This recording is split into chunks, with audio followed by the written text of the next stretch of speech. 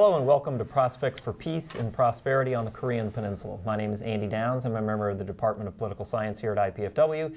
And joining me today from all from IPFW, first we have on my far left, Sheena Choi, who is an associate professor in the Department of Management and Marketing. Next to me is Jamie Toole from the Department of Political Science, an associate professor, and Professor James Lutz, also from the Department of Political Science. Thank you all very much for joining me today. Today's discussion is brought to you by the Department of Political Science as well as the American Democracy Project here at IPFW. And as always, we want to thank College TV for making this available, as well as the folks in the Helmke Library for providing us with some space, and of course the people at WBOI for broadcasting it more broadly than we would be able to without their help. This is not necessarily a panel about the Korean War, but that's probably a good place to start this discussion. For a lot of folks, they may not realize that the Korean Peninsula in general received its independence in 1945, and both North and South Korea did not become established until 1948.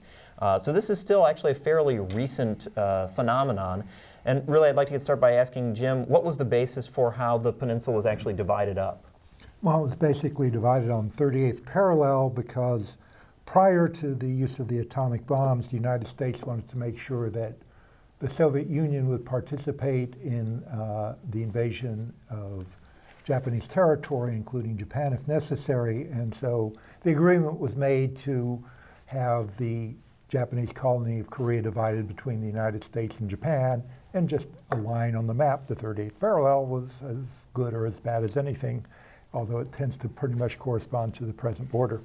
And so this is really very much an arbitrary border that was drawn as much for convenience as anything else. Yes, basically roughly divide the country in half with the Soviet influence to the north and the American influence to the south. We'll talk a little later about the wisdom of making these sorts of arbitrary decisions, but we'll get to that a little bit later on. Less than 2 years after the founding of both North and South Korea, the two countries, of course, were at war with one another. And I'd like to ask Sheena. Sheena was actually born in Seoul, South Korea. As a child, what was it like for you? What did you learn about the Korean War in terms of the cause of the Korean War? About the Korean War, we have learned basically North Korean invasion of South Korea.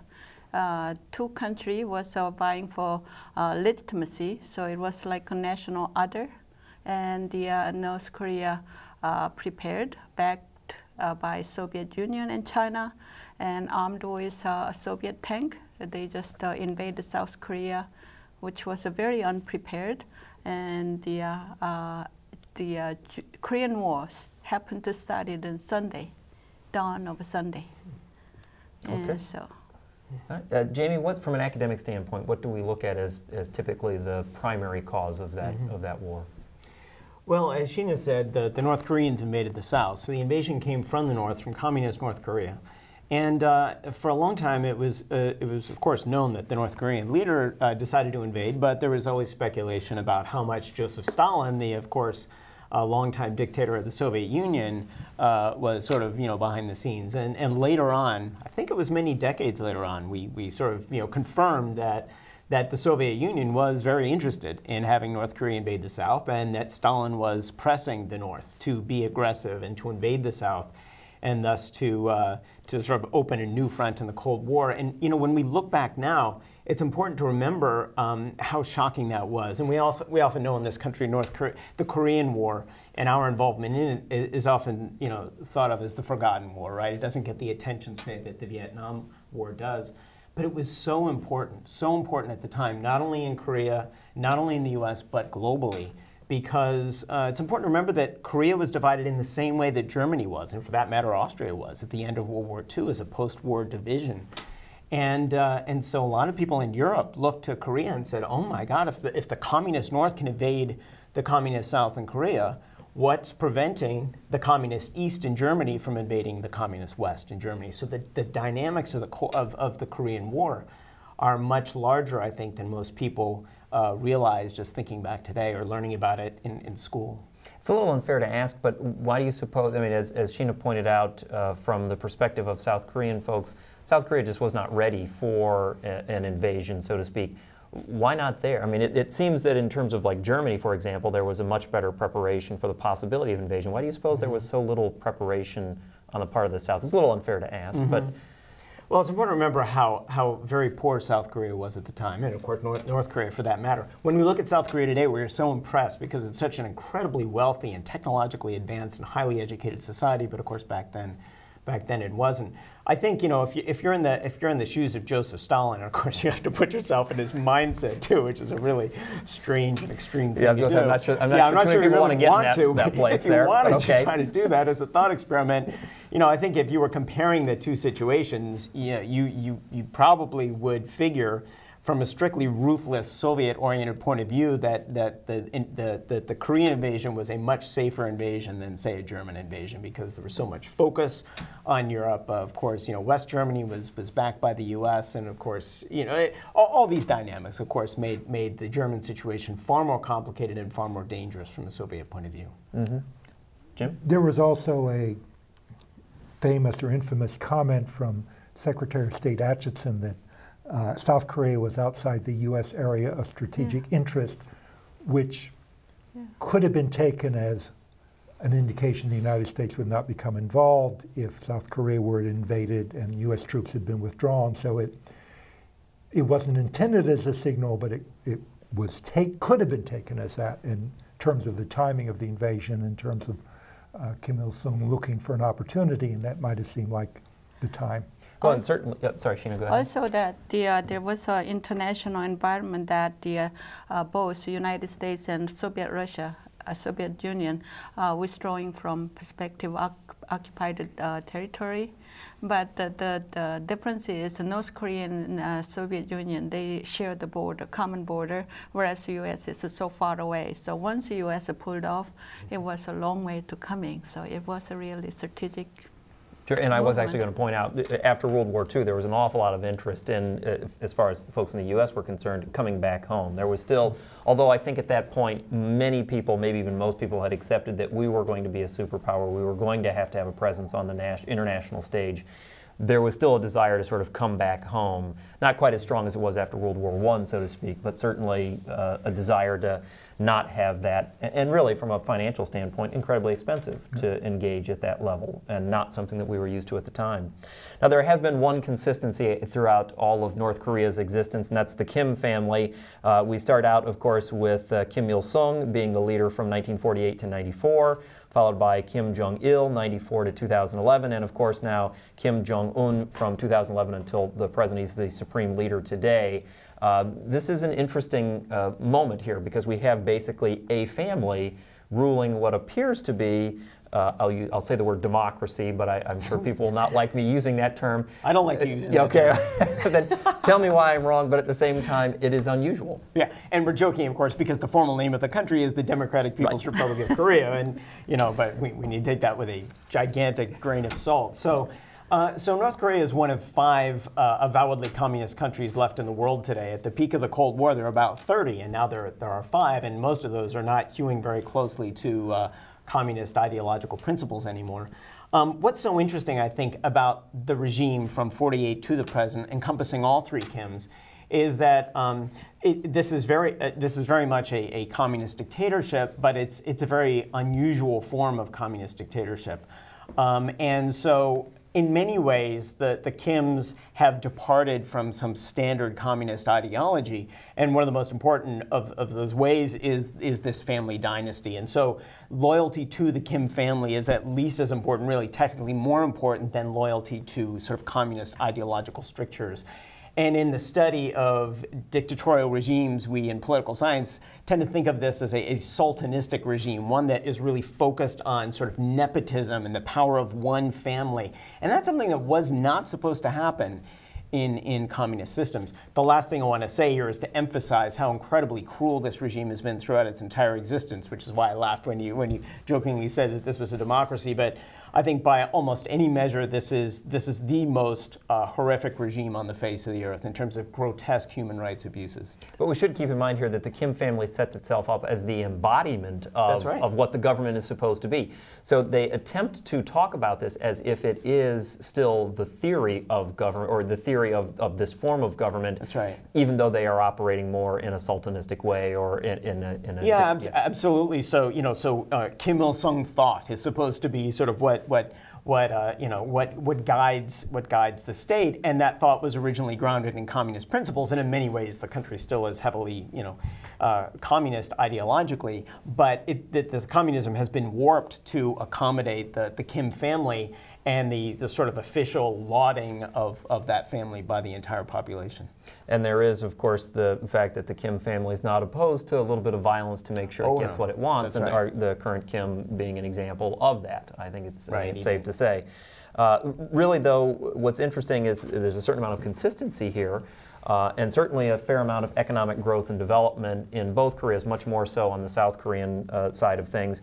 But what's the quality of life really like in terms of living in North Korea, for example? What's the quality of life like? How good or bad is it? You know, people have seen the maps that show very little light. If you're looking at the satellite photos, you see very few lights on in North Korea. Is it as bad as people make it sound? Probably worse. Probably. Well, that's comforting. Beyond the imagination. After the Korean independence, South Korea and North Korea was, well, historically it's a one economic unit, and it is divided artificially. So it was very dysfunctional. All the North Korea industrial base was in North Korea, and then the South Korea was an agricultural basin. So it was historically complementing each other, but it was just cut off. So neither one of them was doing well. And until the 70s, I think they have been very close. The South Korea doing slightly better, but then also South Korea has a larger population. Anyway, around the 70s, I think there was a point that North Korean did better than South Korea.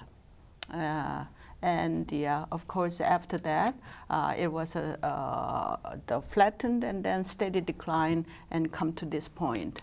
As far as the people's perception about each leaders, I think that the Kim Il-sung, the first founder, was very much venerated because we are coming out from the Japanese colonial rule, and he was seen as a liberator, delivered the people from this oppression. So he had some respect, very much respect from the people. But then his son was not as much so. He is very well known for failure in agricultural policy, which caused famine and starvation of millions of people. Some people estimate that several 4-5% of the North Korean population died directly out of that famine, and the indirect cost will be much greater. Mm-hmm. And there have been some slides that have been coming up talking about or demonstrating the economic well-being or measures of the economic activity in the two countries that you've been able to see as we've been moving along here. I do want to make a quick side comment, and that's going back to a point Jim made. We're basically talking about an arbitrary line here that ripped apart a complementary economy, causing really bad effects in both cases then. And we need to be careful when we're engaging these sorts of nation-building activities. We have to be a little more thoughtful, perhaps. Well, that's probably true. Fortunately for South Korea, they were involved in the international economy and were present to take advantage of export markets to North America and Japan, which wasn't a realistic option for North Korea. South Korea was one of the newly industrialized countries at a point in time when the Soviet bloc was a relatively closed. It was the other international economy, and it wasn't doing as well, and it wasn't as if North Korea had much of a choice of which side to go. South Korea was on the better side of the international economy, and like the Republic of China and Singapore, made the right choices in terms of how to integrate their economy into the global economy in a very positive way. And it was a conscious choice, but it wasn't an option that was really available to the North. Mm-hmm. And so really what we're talking about is an expanding international connection for South Korea, and in many respects a shrinking one, especially as you saw former communist bloc falling apart over time.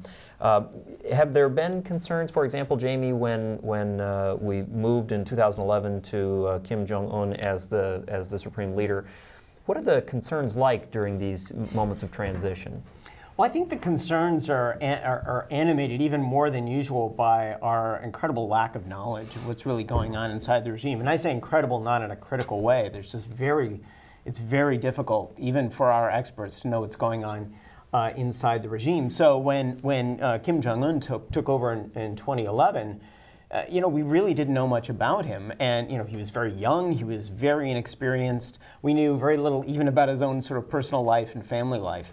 And so, many of our viewers will remember the, the Kremlinology of the Cold War era, right, where we tried to sort of judge what was going on behind the scenes in the Soviet Union by judging, for example, what officials were sitting closer to Brezhnev on the May Day, parade viewing stand. But we knew so much more about the Soviet Union back then than we know about North Korea now. So much of this is learning even a lot of basic information, and surely our intelligence services know more than any of us do. But the word is they don't really know much either. They know as much as can be learned from the most closed society on earth. What's interesting here, though, is when you look at, for example, the Soviet Union, there was an attempt to put all this on display. I mean, we were able to look at photos, for example, to decide who was sitting closer and what that meant. Here, we're talking about something that is incredibly isolated, with very, very tight control, very little information creeping across the border in any way, shape, or form, really, when it comes right down to it. Yeah. I know, Sheena, you've actually met some North Korean defectors. Yes. And when they have, when you've met them, what have conversations been like? I mean, are these folks who were a little bit older, a little bit younger? Were they there during each Kim's rule? What sort of information do they have for you? I met the various age, people older as 50s, 60s, or young as college students. And nowadays, I think there is a direct flight. They go to China and then just immediately coming over there with that. I forgot your question. In terms of transition, do the folks living in North Korea, have they been concerned during these transition periods? Did anyone ever talk to you about that? Or for that matter, what's information like when they come to tell you what life is like? Are you surprised by what they have to say? Is this all new information when they're talking to you about what life is like? Lately, there is many of TV or media talking about this North Korean experience, and also they have their own website, and then so there is so much of information available for those who are interested. What is really surprising is that there, in spite of this tight control, there is information available.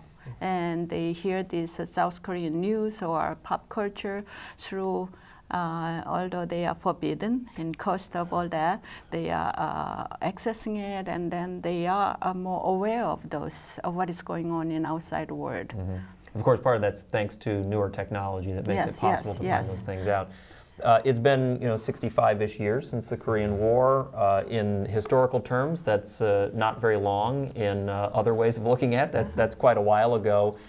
When we think about how things have changed, have they really changed in terms of the nature of the relationship, at least on the international stage, with North Korea over the 65 years? Jim? I think clearly, initially, once North Korea was defeated in the Korean War, it became, from the U.S. perspective and even the world perspective, a relatively marginal actor. Attention was focused on the People's Republic of China and under Richard Nixon and bringing China into the world system, and probably kind of the assumption that reestablishing relations between the United States and China would in some ways bring North Korea into the system as well as kind of a satellite of China. And so for a fairly long period of time, because North Korea was not a military threat, it was largely ignored.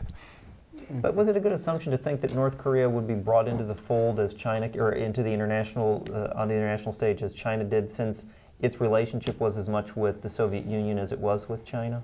I think so, because there was also increasing interactions between Eastern Europe, which was clearly Russian satellites and not in any way, shape, or form Chinese satellites, so that the Soviet Union was permitting the East European countries to have greater contacts with the West. So there would seem to be no reason to assume that that the Soviet Union would create any barriers to North Korea developing at least more contacts in Eastern Asia. It would seem to be the case that that was an internal decision in North Korea, which I don't think was anticipated, or it wasn't anticipated that it would continue on under a succession of leaders in the way in which it did. Mm-hmm. Now, obviously, because it's a more international country, South Korea is a much more diverse population than it was in 1945, 1948, and it's growing in its diversity. What are some of the major differences that we see today compared to North Korea? Sheena? I believe every aspect of Korea, South Korea, and North Korea, like so contrasting. Politically, the South Korea is a thriving democracy. Recently, they have impeached the sitting president. Right. Yes, yeah. And there is a great civic movement, and socially and culturally, they are very much diverse. Also, so South Korea enjoys the soft culture, soft power of the cultural, what do you call it? I think they call it Korean wave.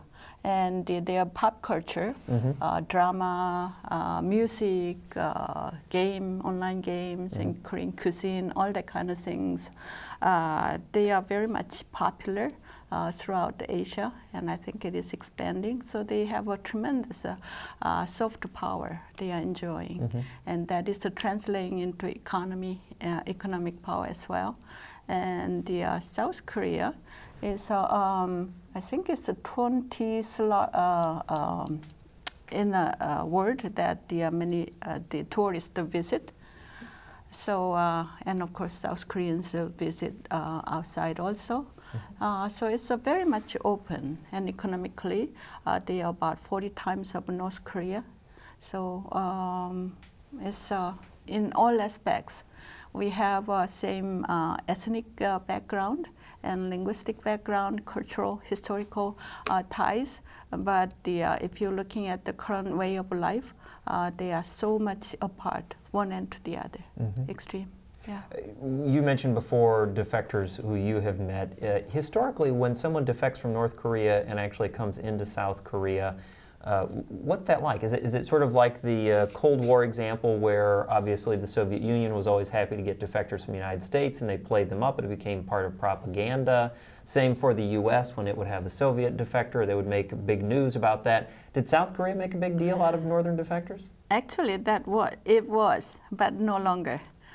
During the 70s, until 70s, when the economy was approximately similar to one another, between one another, when there is a defection, it was a political thing. So they make a big deal and then propaganda every day, everywhere on that. Once that the Korean economy far surpassed North Korea, then that is not the issue anymore. It is more of a South Korea have to provide for these defectors. So now it's a burden. Yeah. Interesting. So but when decades ago, if someone came across the border, they would almost have celebrity status. Then they would have been well so very cared much for. rewarded economically and also yes. But now those rewards are much less. And there is a special program for them to go through to adjust in South Korean life. Is there a reason to be optimistic about the possibility of North and South Korea, if not combining into a single Korea, at least having a more beneficial relationship, a better relationship than they have had for the last decade or so? Do you think? I heard the people talking about the mutually beneficial arrangement, like a South Korean technology, North Korean workmanship, labor, because they are actually very well-educated people, and they have a very good work ethics and etc. It is just that their regime did not really provide the opportunity for them to do so. So instead of just going into South Korean industry, was going into China, Vietnam, and everywhere else. And there is talk that maybe North Korea is a much better choice. After all, you have to provide for them one way or the other if they are going to coexist. And in the end, this is in some respects about economy, isn't it? I mean, any market is a good market to expand into. Jim, is that a way to look at it? Well, it's probably, yeah, virtually any market. And I think that for South Korea and North Korea would be obviously a viable market. And we've seen some indications under the current South Korean president of an effort to open to the North to extend opportunities, feelers to improve relations, as opposed to what was more historically a more antagonistic approach from both sides. And the North would be provocative, and the South, with U.S. support, would be equally provocative under a variety of presidents in both countries. So if the North did something, then the United States and South Korea would have joint military exercises to send a message back. And of course, one of the big examples of this was the Olympics a few months ago, depending on when people are watching and listening to this. But before we get there, we should talk about some of the things that happened in the second half of 2017, which for many people raised the fear level an awful lot. North Korea demonstrated some missile capacity that was not expected. They have demonstrated the ability we know that they have some nuclear capability. We have some graphics that demonstrate, for example, how far some of those missiles can make it, as well as the components of some of those missiles. But in the end, this is something that was more than a little bit disconcerting for the United States, but disconcerting, I think, for just about everybody. Sheena, in terms of people living in South Korea, when the United States was suddenly becoming concerned about these missiles, was there much of a reaction in South Korea? Of course, that is, they are the immediate, if something happened, they are the immediate casualties. So they are keenly aware of it. However, their reaction is much more calm, because I was talking to my family and they were saying, where are we going to hide? And in some respects, this is rather flippant of me to say, maybe even safer, because now missiles can reach further. So there are other targets. The venom is being spread around in a very cynical way by my statement there. What's the international reaction to the missile tests and the possibility of nuclear capabilities? Jim? I think that given the issues between the United States and North Korea, there's always the danger of escalation. There's always the danger of a misstep, of misunderstanding that could get out of hand. And I think although South Korea, is immune probably from a missile attack, because it would be hard to, Seoul is so close to the border of North Korea that using a nuclear missile against Seoul, which would be counterproductive given your own territory. But any kind of misstep or perception of misstep, which is different than a misstep, by North Korea, which might lead to military action by the United States against surgical airstrikes is the term that is used, although they're not all that surgical, more surgical now than in the past when they were used. The fallout, both political and literal, on South Korea would be immense. There would be no way for South Korea to avoid negative aspects of a military strike against the North, and with thousands of North Korean military artillery pieces focused on the South, clearly if there was an attack against the North, there would be an expectation the North would retaliate against the South, so the South would suffer regardless. So I think the fear of an escalating confrontation between South Korea and the United States, or between North Korea and the United States, would have negative fallout, particularly for South Korea, but also potentially for Japan, and maybe even for China, which would, because of I don't know what the prevailing wind currents are in Northeast Asia, but it would be hard for China to remain totally uninvolved or to side with the United States in that kind of situation. Mutually assured destruction is a term that we hear quite often, and obviously part of the rhetoric that we heard between North Korea and the United States in the second half of 2017 sort of pushed us in that direction. Is deterrence really the way to go? I think deterrence is the only way to go. And you know, what this does is raise the fundamental question: why does North Korea want its nuclear weapons? Why is it developing its nuclear weapons? And you know, there are a small number of reasons why countries seem to develop nuclear weapons, and not that many countries have them. North Korea is only the 9th. Most countries want nothing to do with these very dangerous weapons. So why does North Korea want nuclear weapons? Well, deterrence is widely considered to be the #1 reason, because the North Korean regime is worried about an attack by the United States. Maybe rightly, maybe wrongly, maybe paranoid to an extreme, whatever, but still that seems to be a very important driving factor. It's important to remember North Korea's location. You don't have to sympathize at all with this ruthless regime to appreciate that it's sitting in a very dangerous part of the world. It has a nuclear-armed China on one border, a nuclear-armed Russia on another border, and on its only other border, the third border, is South Korea, which is backed by the U.S. nuclear umbrella and has U.S. forces stationed there. And so it's a very dangerous area, and even though the North Korean fears of U.S. invasion are quite vastly overblown in normal times, it's comprehensible that why North Korea might want the ultimate weapon, because it's generally agreed that once you have nuclear weapons, you're a lot harder to attack. Mm-hmm. So the point is that from a U.S. perspective, if we're worried about the possibility of being attacked by nuclear weapons from North Korea, we have to ask ourselves, is deterrence enough to keep the North Koreans from launching weapons to the United States? And we have to kind of hope that it is. In other words, that North Korea is worried enough about U.S. retaliation that it won't shoot off its weapons. And we'll talk a bit more about this in a few minutes, probably, about what the prospects are for denuclearizing the peninsula. But I think the prospects for that are quite slim. So for the time being, the mutual logic of deterrence on both sides seems to be driving this dynamic. Mm-hmm.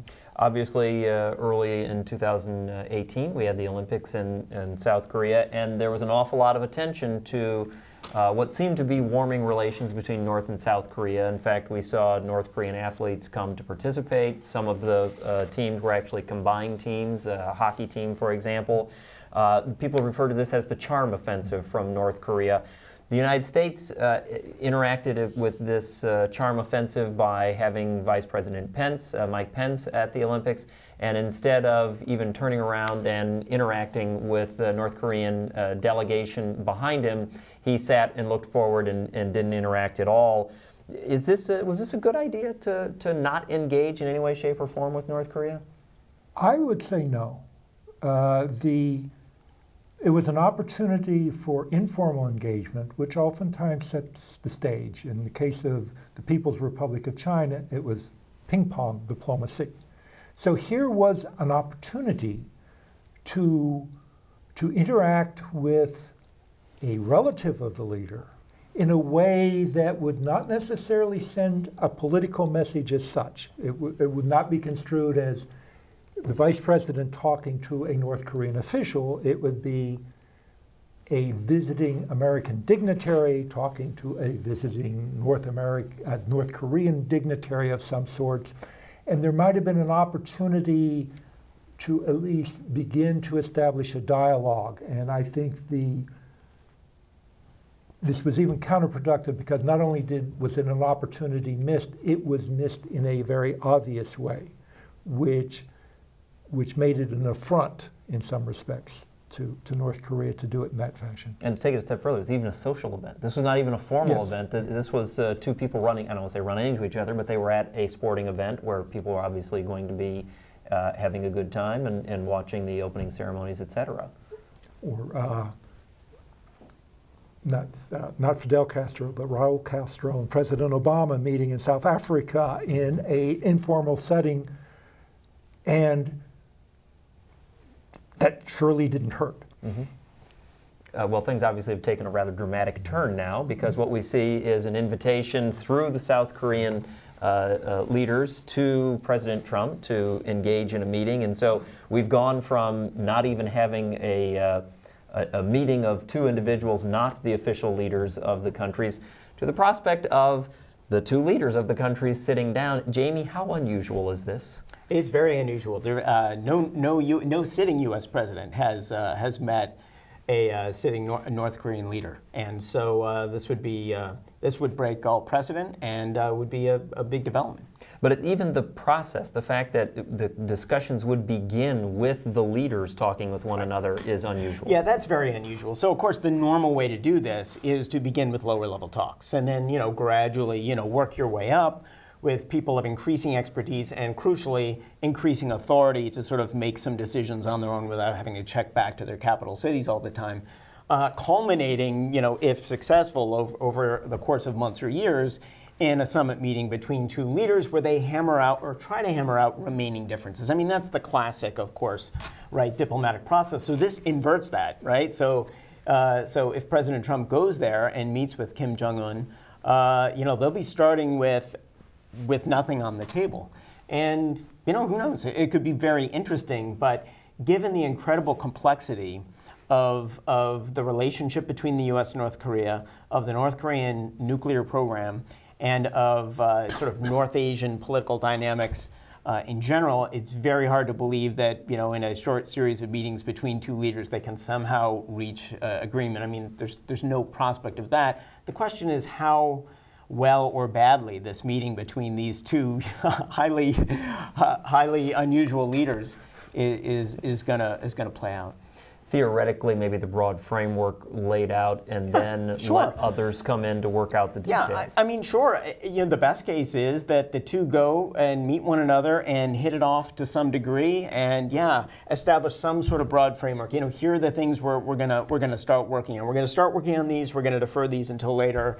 We at least reach understanding on some principle, even if it's very vague. The principle of sort of a peaceful Northeast Asia, or maybe get a little more specific than that. Whatever it is. Or just on some wording that can sort of characterize the relationship and maybe a set of broad guiding principles. That could be very good. And then say, okay, now we'll send it to our diplomats to start a long process of negotiation. But I think nobody should expect anything close to an actual agreement that would be at all sticking to come out of this meeting. Now, before we get too far into what might come from the meeting, let's talk a little bit about what we think may have caused the meeting to happen. As has been mentioned, the quality of life in North Korea is not particularly good. There is this now threat of nuclear devastation all around. There are some things that have changed here. What do you think has contributed most to the fact that the invitation was even issued, let alone accepted?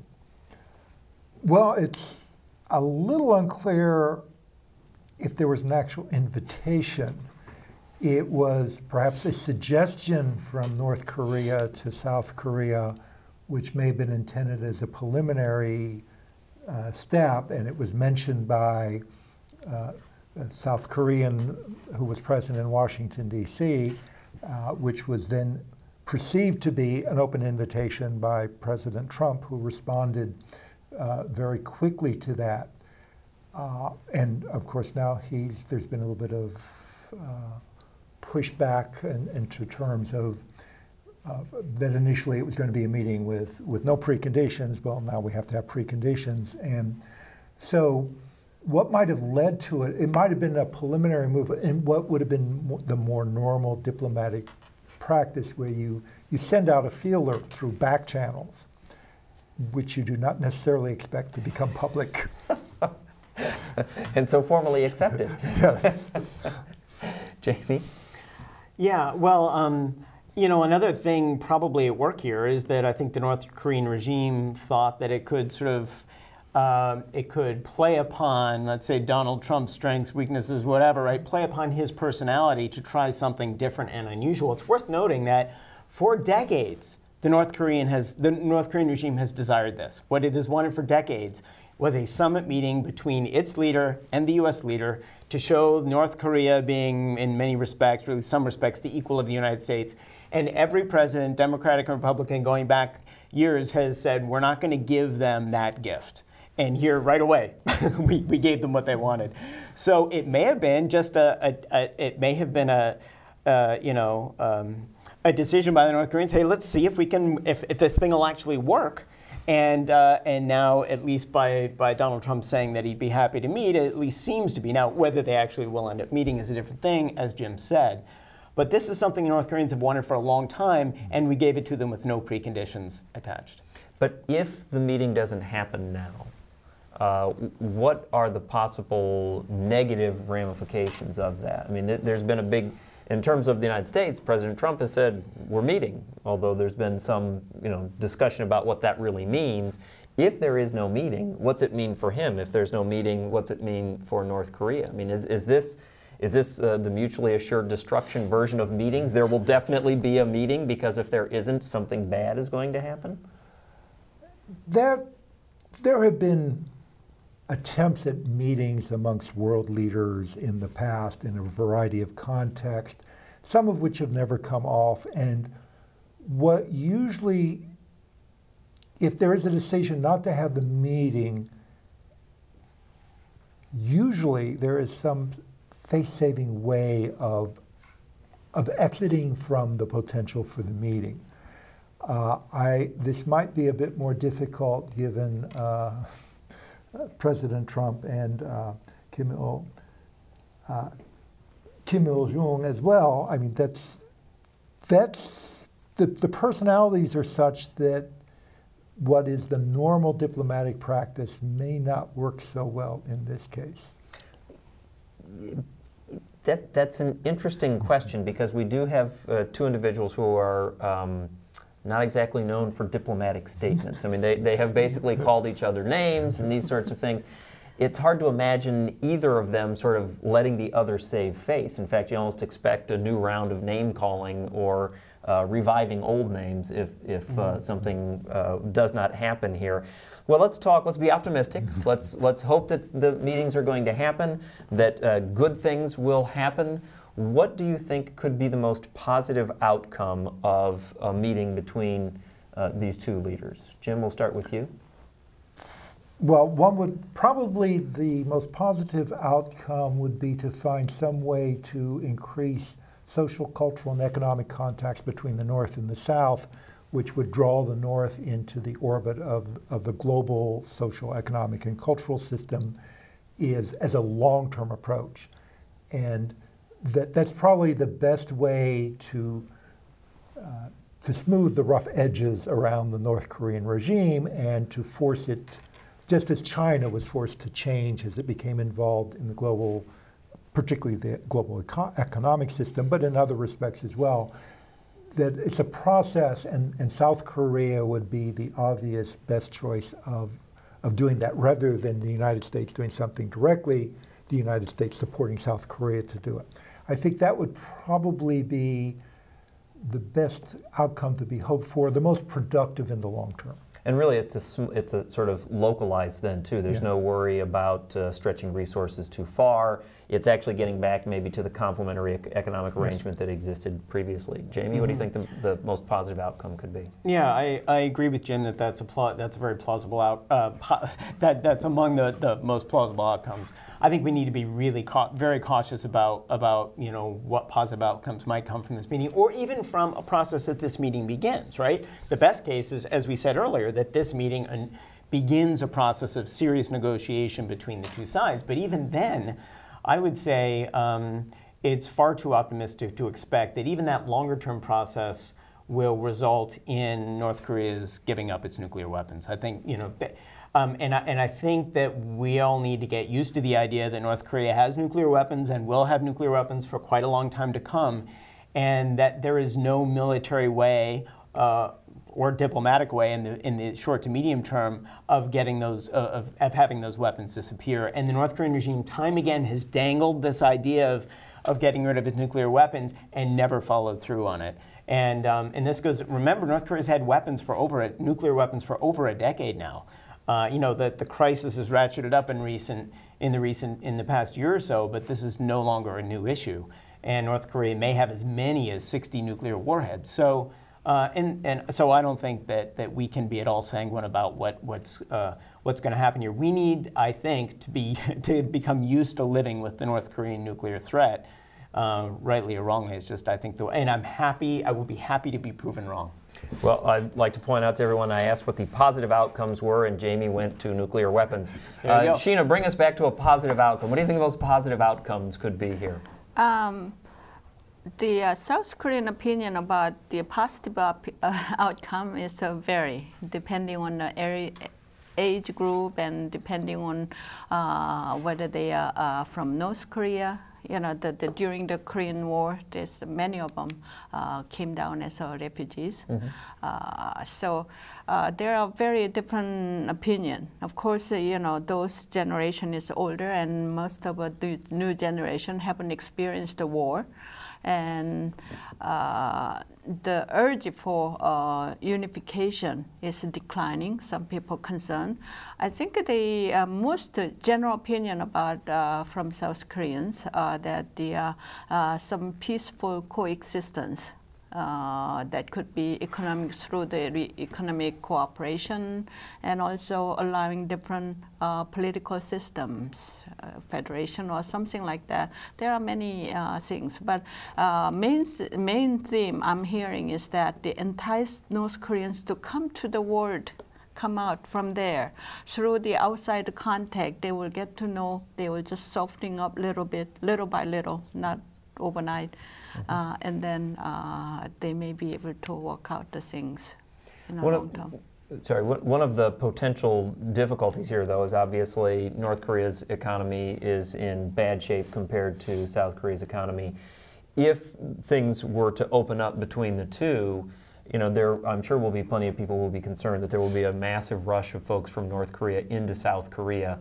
Is that a huge issue? Is that something that people really should be thinking about or getting concerned about? Sheena, what do you think? I think the South Koreans are very aware of that the German case, and that was a very expensive. But what is the cost of war then, and in alternative? Then, yeah, I mean, I think the German case is instructive. In only 1 year, Germany reunited after the end of communist rule, and I think my understanding is that South Koreans are very wary of doing anything anywhere remotely to that quickly. Now, again, I don't think we're going to see any big change anytime soon. But Andy, you scolded me for being negative in my last comment, so I'll be more positive now and say Thank you. And say that, you know, in keeping with what both Jim and Sheena have said, the good news, I think, is that international engagement really does open up authoritarian regimes. It can take a long time, but it works. We saw it in Eastern Europe. We saw it in the former Soviet Union. We have definitely seen it in a robust way with the opening of China over the last 30 years.